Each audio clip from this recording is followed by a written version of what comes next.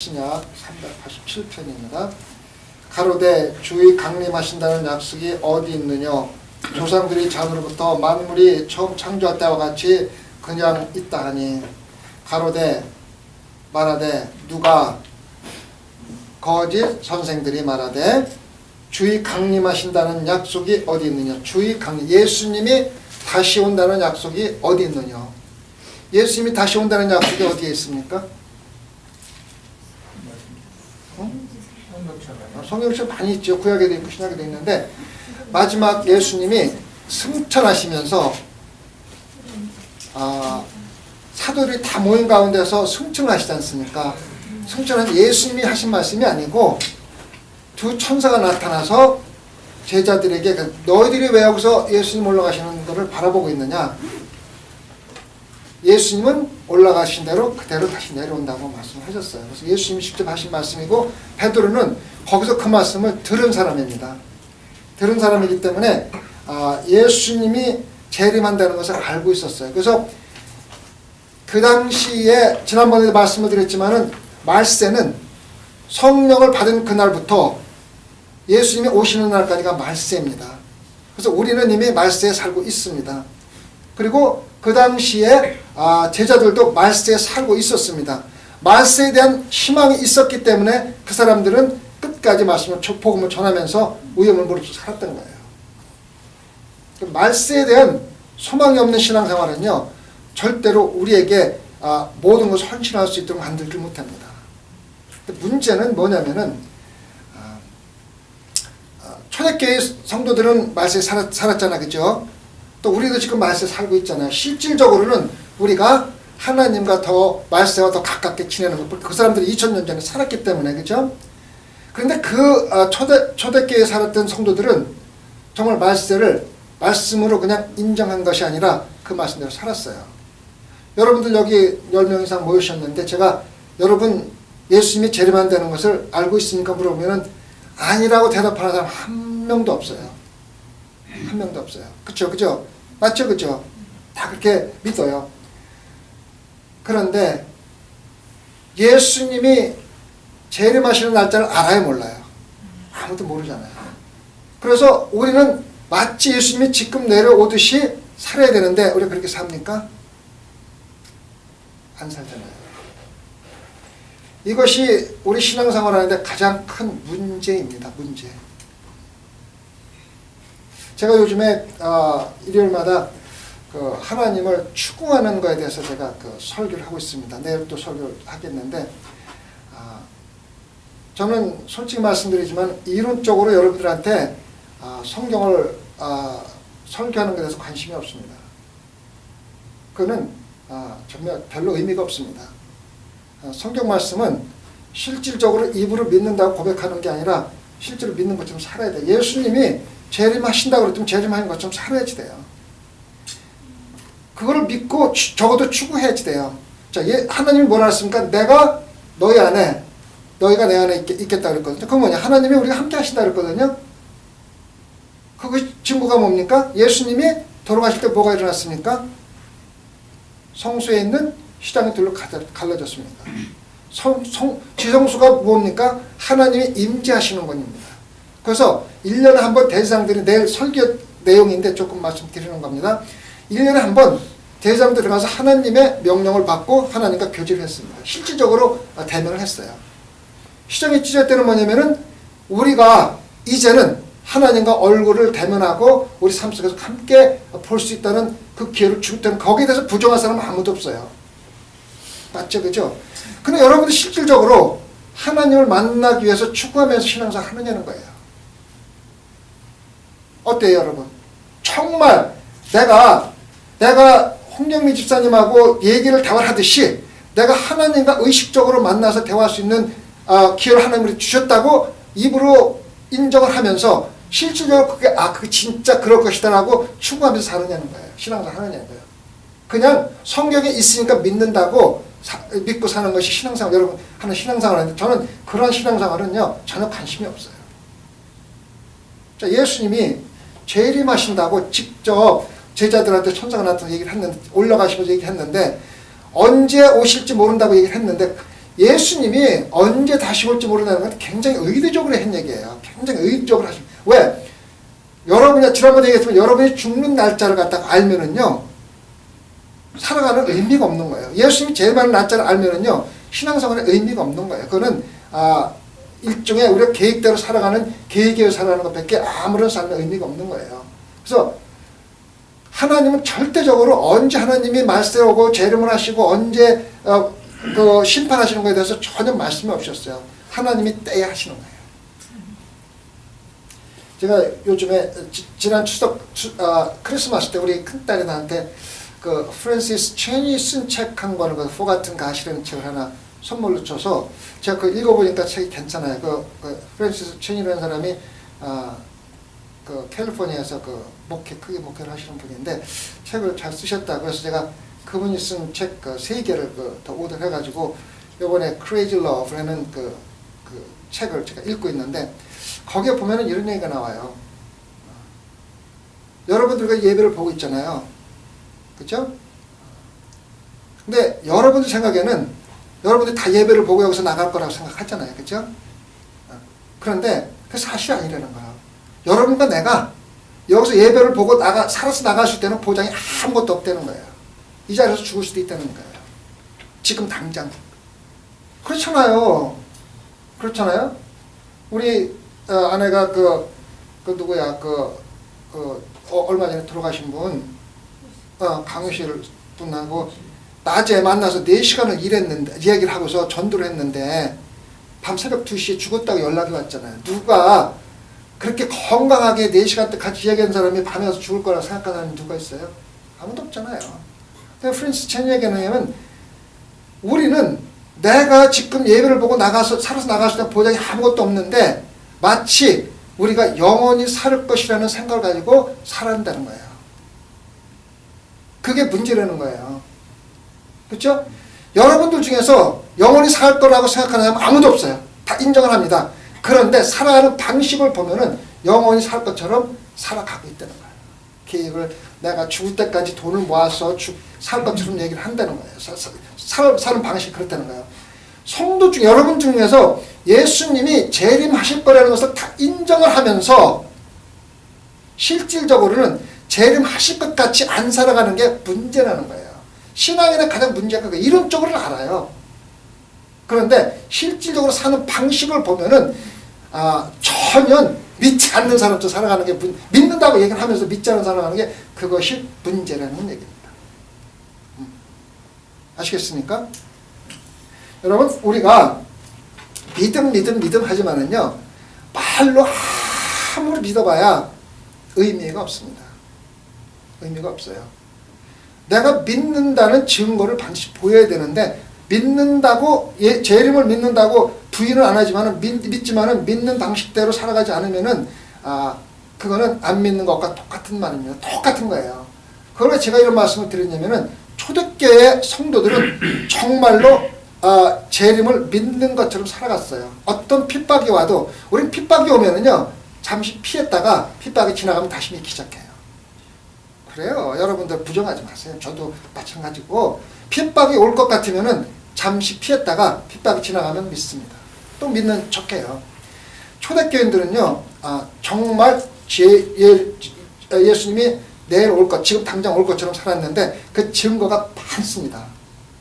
저희들이 그 로마에 갔을 적에 캐다콤이라는 데 갔었는데 그 지하에 땅굴을 파고 살았는데 거기가 뭐냐면은 그 묘지, 공동묘지입니다. 공동묘지 밑에다가 지하실 샀는데 정말 그 땅 파는 것도 정말 힘들었을 거예요. 그 막 3, 4층까지 들어가는데 그 골목 들어가는데 거기 들어가면 시체들이 막 있는 데서 같이 성도들이 예배를 보고 성만찬을 하고 기도를 하고서 거기서 피해서 살았어요. 그렇게 사는 이유가 그 당시 로마법에 죽은 자를 존경하는 의미에서 경찰이나 잡아가는 사람들이 공동 묘지까지 들어가지는 않았대요. 그래서 묘지는 피했대요. 그래서 성도들이 일부러 거기에 들어가서 살았던 거예요. 실제 가보면 정말 이렇게 땅굴을 파는 것도 힘들겠지만은 이런 데서 살면서 낮에 나와서 전도하고 말세에서 우리가 해야 될 건 뭐냐면 전도밖에 없어요. 죽어가는 영혼들 하나님께 우리 사명은 전도밖에 없어요. 사실은요. 예배하고 찬양하고 기도하고 모든 것들은 전도하기 위한 방법에 불과하기 위한 준비고 단계지 실질적으로 전도가 가장 큰 얘기인데 그렇게 살면서 전도하는데 전념해서 왜? 예수님이 언제 올지 모르기 때문에 최선을 다해서 살았던 거예요. 지금 베드로가 이 편지를 쓰는 그 대상이 누굽니까? 흩어져 사는 성도, 핍박을 통해서 피해서 흩어져 사는 성도들인데 이 사람들이 흩어져 사는 도시를 가보면은요 똑같은 아멸과 동굴이 있어요. 성경에 나오잖아요. 우리가 아멸과 동굴에 살았다고 나오잖아요. 근데 실질적으로 이 사람 흩어져 도시에 가보면은요 들어가는 동굴은 아주 작은데 들어가 보면요 엄청난 그 도시가 형성돼 있어요. 그 안에 교회가 있고 사람들 사는 집이 있고 있어요. 10층까지 막 내려가는 집이 있어요. 그래서 성경에서 2000년 전에 그렇게 살았던 친구가 지금 가보면 그대로 있어요. 여러분 언제 한번 우리가 그 선교를 한번 성지순례 가면은 그런 데 가보면 참 좋은데 실제로 가면 그런 동굴이 그대로 지금 있어요. 그런 데 가서 보면은요 눈물이 안 날 수가 없고 회개 안 할 수가 없어요. 성경에 나오는 아멜과 동굴이 그냥 누가 생각해서 쓴 게 아니라 2000년 전에 있었던 그 흔적이 그대로 있는데 그 사람들은 핍박과 고난을 피한 사람들이 아니라 그대로 예수님이 오늘 오실 거라 생각을 가지고 살았어요. 그럼 여러분들이 반문을 할 수가 있습니다. 목사님, 그래서 예수님이 왔습니까? 안 왔기 때문에 그 사람 삶은 손해보고 그냥 헌신하고 사는 거 아닙니까? 그거는 잘못된 생각입니다. 그 사람들이 내일 예수님이 오신다는 말세의 개념을 가지고 목숨 걸고 전도했기 때문에 우리가 요새 구원받는 거예요. 그 사람들 삶이 희생이 됐기 때문에 우리가 지금 구원을 받은 거예요. 그래서 그 사람들의 삶은 실질적으로 그 당시에 재림을 하지 않았다 하더라도 절대로 허송된 게 아니라 예수님이 의도적으로 그들에게 전도하도록 그렇게 만드는 거예요. 하나님의 역사십니다. 하나님의 계획이십니다. 지금 우리가 예수님이 내려오고 안 오고는 우리한테 아무런 의미가 없어요. 예수님 내일 오시면은 주여 감사합니다 하고 예수님 영접하면 되는 거고 안 오시면 우리가 예수님이 내려오신다는 생각을 가지고 전도하다가 죽으면 예수님과 동참을 하는 거예요. 그래서 예수님이 내려오시고 안 오시고와 우리가 예수님이 내려오신다는 생각 갖고 사는 거하고는 아무런 관계가 없다는 얘기예요. 무슨 얘기인지 아시겠어요? 그래서 우리는 말세가 내일이라고 생각하고 살아가는 것이 가장 중요합니다. 가장 중요합니다. 입으로 믿는 것과 삶으로 믿음대로 사는 것과는 큰 차이가 있는데 뭐 우리가 그렇다고 해서 뭐 죄 하나도 안 짓고 그렇게 살려는 게 아니라 근본적으로 그러한 개념을 가지고 사는 거. 우리는 인간이기 때문에 어차피 죄를 져요. 죄를 짓기 때문에 완벽히 살 수 없어요. 그러나 근본적으로 내가 내일 말세가 언제 예수님 오시더라도 준비하고 거기 합당하게 사는 것과 아니면 그냥 입으로 예수님이 죄를 마시는 거 믿어요? 믿습니다. 그렇게 그냥 입으로만 믿고 사는 거하고는 차이가 있다. 저는 목회하면서 여러분들에게 그냥 그렇게 그냥 말로만 믿는다고 하고 사는 것에 대해서는 관심이 없습니다. 아까도 말씀드렸지만 예수님이 돌아가실 때 휘장을 찢어서 누구나 예수님과 대면해서 예배를 볼 수 있도록 해놨는데 여러분들 실질적으로 예수님을 보기 위해서 노력하면서 신앙생활을 합니까? 아니야. 예수님은 내가 볼 수 없는 사람, 아예 영원히 내가 볼 수 없는 사람을 생각하고 그냥 데일리 라이프 사는 거야. 매일 그냥 살아가는 거예요. 신앙생활은 그냥 입으로 예수님이 십자가 돌아갈 때 휘장을 찢어서 우리가 예수님하고 볼 수 있도록 그거 알아서 뭐 했다는 거야? 아무 의미가 없는 거예요. 적어도 우리가 예수님 성경에서 내가 너희들과 이제 대면하겠다고 했으면은요, 만나기 위해서 추구하면서 살아야 돼요. 그럼 반드시 만나 주셔요. 근데 여러분 신앙생활 그렇게 합니까? 안 하잖아요. 예수님을 내가 만나? 어른도 없어. 이런 생각하고 신앙생활 하잖아요. 왜? 예수님은 우리하고 관계가 없다고 생각하기 때문에. 그런데 성경은 뭐라 그랬어요? 예수님이 돌아가실 때 예수님이 임재하시는 성소에 들어가는 휘장을 찢어서 누구나 예수님께 직접 예배하고 직접 대화하고 직접 교제할 수 있다 그랬는데 왜 그거를 믿는다고 하면서 그렇게 하나님을 추구하려고 대화하려고 노력하지 않고 신앙생활 하느냐는 거예요. 내가 설교하는 내용이에요. 아시겠죠? 새벽에 오신 분들은요, 이론적으로 아는 것 같고 신앙생활 한다고 하지 말고 믿음 있다고 얘기하지 마세요. 그거는 믿음도 아니고 아무것도 아니에요. 그건 그냥 철학적인 생각뿐입니다. 죄를 전혀 안 짓고 살 수는 없지만은 근본적으로 생활 패턴이 그래야만 되는 거예요.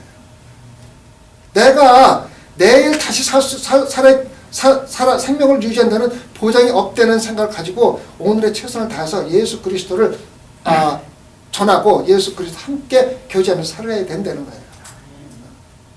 아시겠습니까? 그 다음에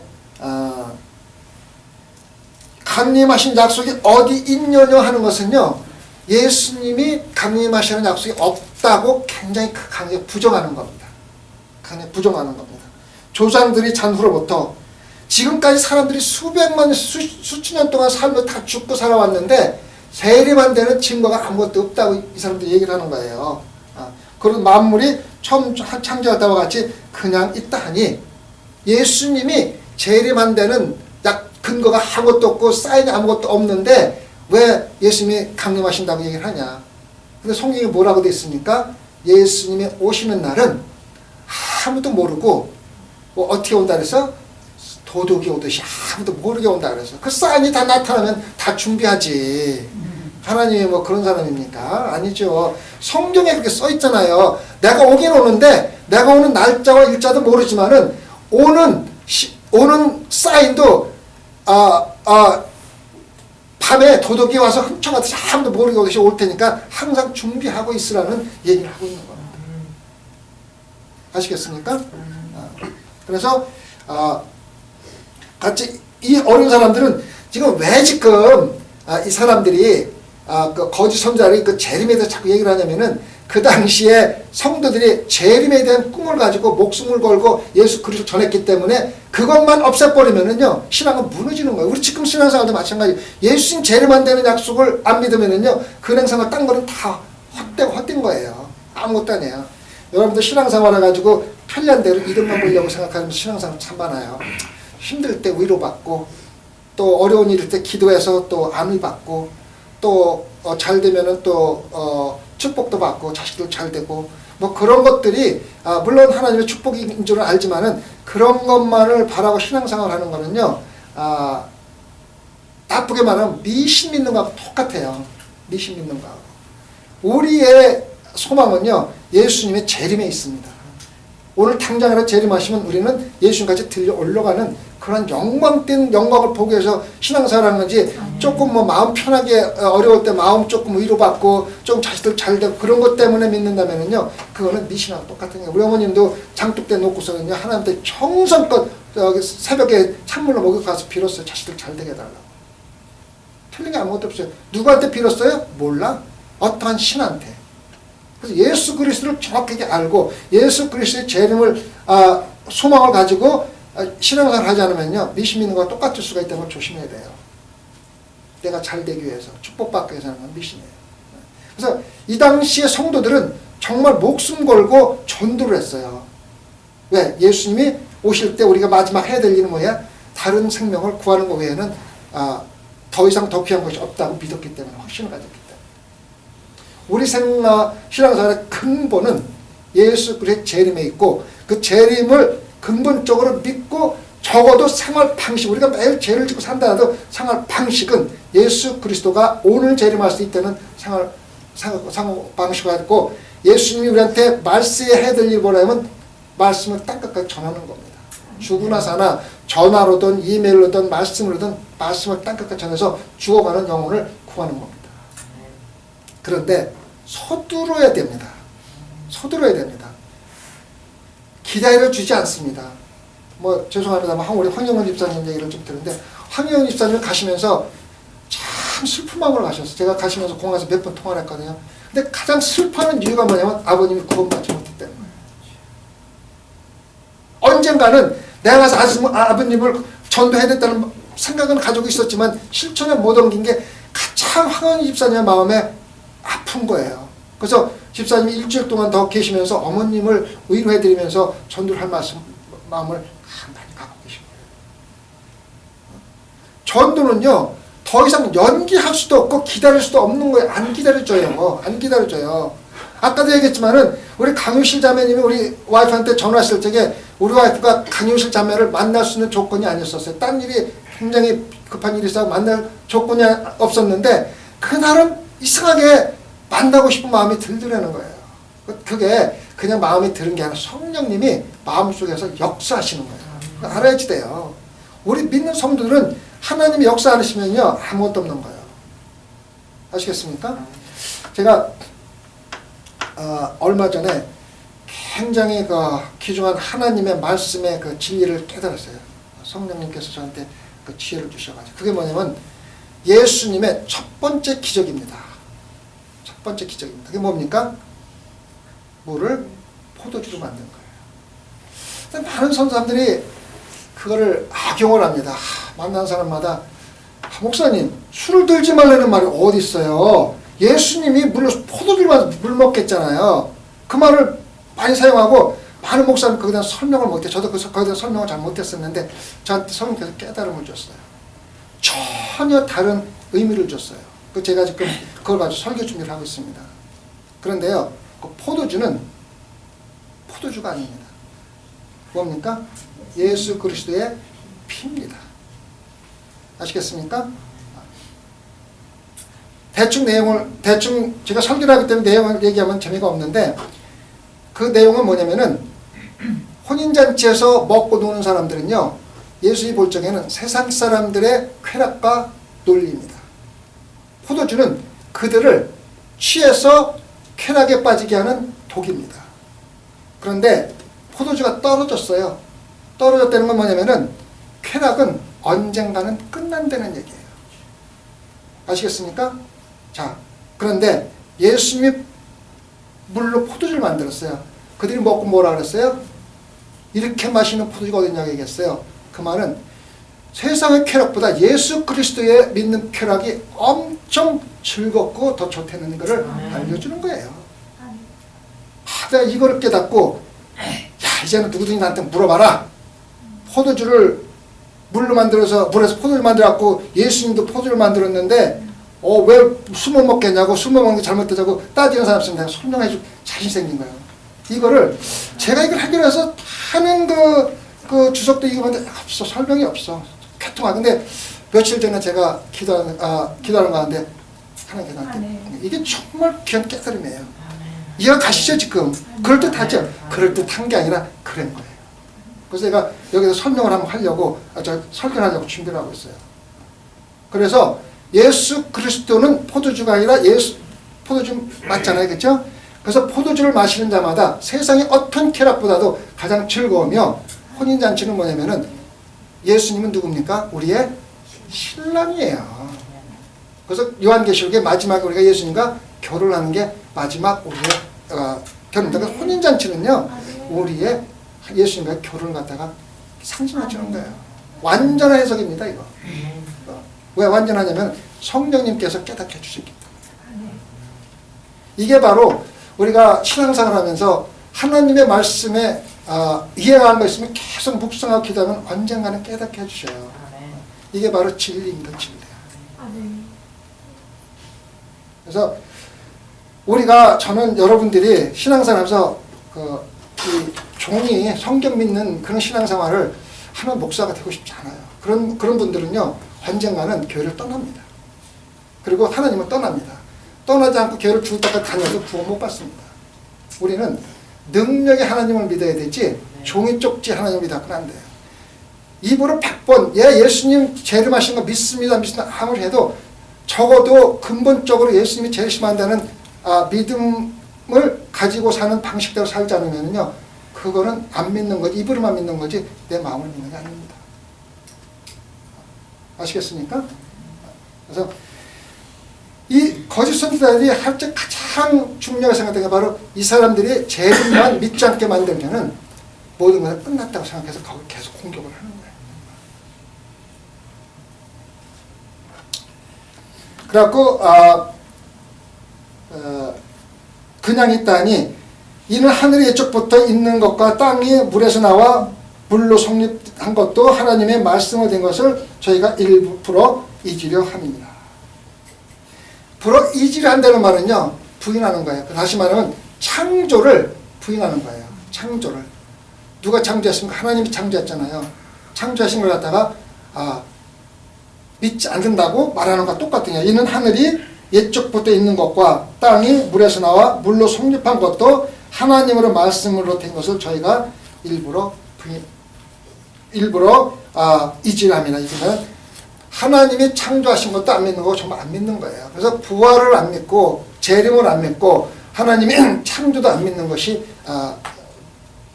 나고 이 사람들이 베드로가 얘기를 하는 겁니다. 우리 신앙생활 중에서 근본적으로 우리가 그거 하나만은 가지고 있어야 되는 건 뭐냐면은 하나님은 전지전능하신 분이라는 것만은 가지고 있어야 돼요. 하나님이 전지전능하시다는 믿음, 이것이 없으면은 성경 모든 것이 내가 이해가 안 되면은 안 믿는 거예요. 왜? 전지전능하신 하나님, 우리하고는 비교해서 하나님이 해놓은 거를 우리가 생각으로 믿고 이해가 되면은 하나님을 믿겠다고 하는 거는 안 믿겠다고 하는 거하고 똑같은 얘기거든요. 그렇잖아요. 그래서 믿음의 시작은 하나님은 전지전능하신 분이기 때문에 우리하고는 전혀 틀림없이 그 생각을 가지고 성경을 읽어야 믿음이 되는 거지. 그것이 없어지면은 전부 내가 이해를 하려고 하고 이해가 안 되면 안 믿는 거고 상식적으로 생각해갖고 안 믿는 거, 그렇게 생각하기 때문에 믿음이라는 자체가 없어지는 거예요. 제가 얼마 전에 우리 최 집사님하고 대화를 하시면서 이런 얘기를 하셨어요. 최 집사님. 하루는 우연히 그 TV를 봤는데 사람들이 나와서 서로 믿는 자와 안 믿는 자 나와서 성경이 맞다 틀려 얘기를 하잖아요. 근데 그분들이 얘기하는 게 노아의 홍수는 과학적으로 불가능하다는 거예요. 불가능하죠, 그죠? 그래서 불가능하다는 거를 설명을 하는 거예요. 설명하면 설명하는 사람이 이기죠. 당연하죠. 그거는 돈 하나만 하죠. 불가능하죠, 그거는. 그래서 제가 생각한 집사님, 그 토론회를 주관하는 사람은 사탄의 마귀 대장입니다. 안 믿는 사람이 불가능하다고 하기 위해서 나온 사람들은 사탄의 쫄딱이들입니다. 믿는 사람이 그걸 과학적으로 가능하다고 나온 사람들은 가장 어리석은 성도들입니다. 왜? 불가능한 것을 하나님께서 능력으로 하셨는데 인간 창조물이 나와서 창조주가 하신 것 같다가 과학적으로 증거하겠다가 그게 말이나 됩니까? 그러니까 거기서 나가서 토론하는 사람들은요, 가장 어리석고 미련한 성도도 아니고서 잘났다고, 나는 과학적인 능력이 있다고 잘난 척 하려고 나가는 거지. 나가봐야 당하지요. 하나님이 불가능을 했는데 불가능하다고 하고 증거하는 사람이 더 쉽지. 불가능한 걸 가능하다고 설명하는 사람이 쉽습니까? 설명할 수가 없어요. 그런데 창조 과학회니 과학자들이 나와가지고 그걸 갖다 과학적으로 증명했다고, 성경을 증명했다고 파고드는데 저 생각하자기는 여보시오, 그 시간 낭비하지 말고 주님의 전지전능하신 분을 먼저 믿고 따르시오. 그렇게 증명할 필요도 없고 할 수도 없어요. 아시겠습니까? 그래서 제가 얼마나 또 목회할지는 모르지만 목회하는 동안은 여러분들 종이 쪽지 믿는 신앙생활 하기는 내버려 둘 수가 없어요. 그거는 신앙생활도 아니고 아무것도 아니에요. 능력의 예수님을 매일 체험하면서 성경에 있는 것을 그냥 그럴 수도 있다. 하나님이 나하고 함께 하시고 너희들과 했다면 그걸 추구하면서 살아야 되지. 그거는 그냥 성경 이름으로 그냥 한 개 생각하고 그냥 내가 하고 싶은 대로 살아가는 거냐. 그건 종이 예수 믿는 거 아무 의미도 없는 신앙생활이에요. 그런 생활을 할 필요가 없어요. 능력의 예수님, 능력의 하나님을 진짜 믿으면서 거기 형식에 맞게 체험하면서 살아가는 것이 여러분들을 천국으로 인도하는 것뿐만 아니라 시험에 빠지지 않게 하는 최첫 단계입니다. 그렇죠? 하나님의 말씀은 증거할 수가 없습니다. 제가 하나님의 말씀을 묵상하면서 깨닫듯이 깨달을 뿐입니다. 아시겠습니까? 그게 바로 성경은 성령의 감동감을 쓰여줬으며 성령의 감동감화로만 진실된 성경의 의미를 깨달을 수가 있는 겁니다. 근데 그거는 특별한 목사나 잘난 사람만 되는 게 아니라 여러분 누구한테나 가능한 겁니다. 다만 안 되는 것은 여러분이 그만큼 심각하게 깊이 추구하지 않기 때문입니다. 그 인정하고서 여러분들 오늘부터 이해 못하는 거 있으면 계속 추구하고 말씀 묵상하고 몇 달 해보세요. 언젠가는 깨닫게 해주십니다. 아시겠죠? 기도하십시오.